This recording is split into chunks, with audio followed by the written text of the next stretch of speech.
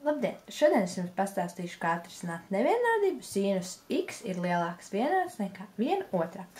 Uzzīmējam vienības riņķi uz atbilstošās as, šajā gadījumā y as, kas atbilst sinus funkcijai, atliekam 1/2. Un tad novelkam perpendikulāri sinus asī taisni. Lūk šādi. Un atliekam divus punktus. Punktus mēs atzīmējam ar pilnajiem aplīšiem, jo pēc nevienādības zīmes lielāks vienāds. Mēs to redzam. Jā, atliekam abās divās pusēs lielos punktiņus.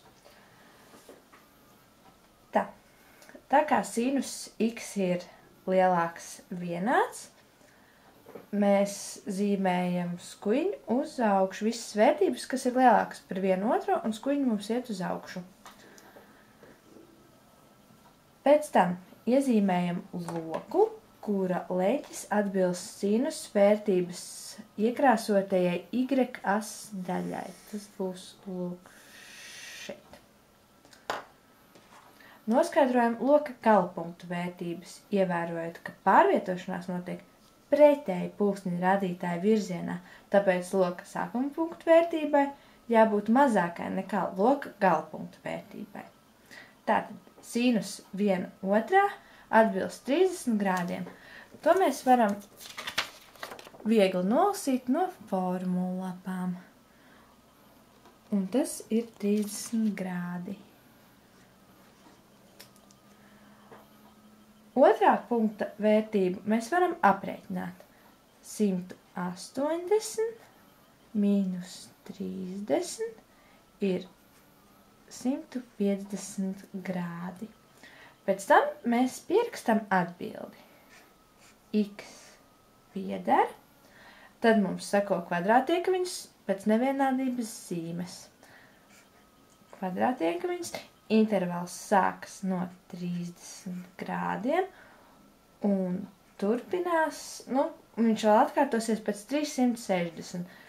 Tāpēc mēs pieskaitam 360 grādus n, un šis periods turpinās līdz 150 grādiem, un viņš arī atkārtosies pēc 360. Un beigās mums ir kvadrātiekaviņas pēc nevienādības zīmes. Un n pieder veseliem skaitļiem.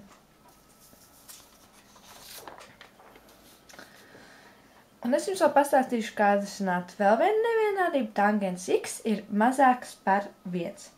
Uzzīmējam vienības riņķi, sinus, kosinus asis.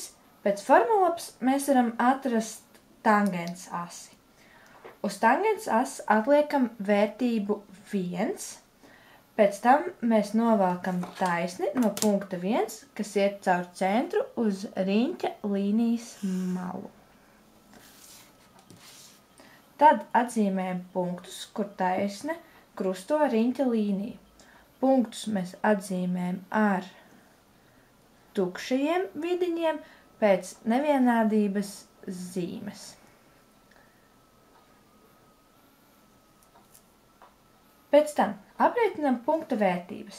Tātad tangens 1 atbilst, to mēs tūlīt nolasīsim no formulapas, atbilst 45 grādiem.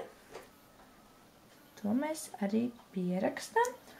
Otru punktu vērtību mēs varam iegūt pie 180 grādiem, pieskaitot 45 grādus un iegūstam 225 grādus. Pēc tam nevienādībā mēs redzam, ka tangens ir mazāks un skuiņu zīmējam uz leju.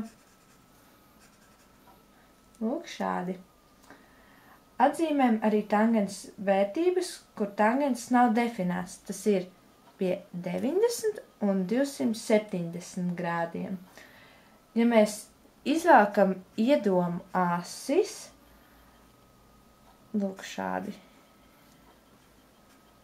lai viņas būtu pretī skuiņai, Pēc tam mēs varam pierakstīt atbildi. X pieder apaļās iekaviņas pēc nevienādības zīmes, un intervāls mums sākas no 90 grādiem. Tad mēs atzīmēsim atbilstošos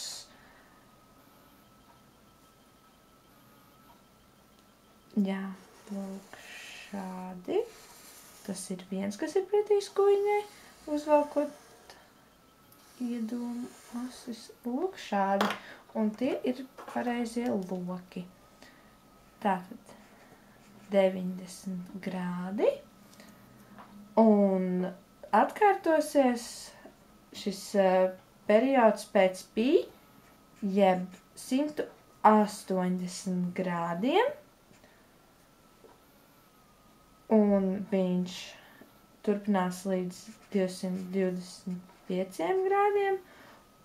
Un mēs pieskaitam 180 grādus, jo arī pēc perioda pi viņš atkārtosies.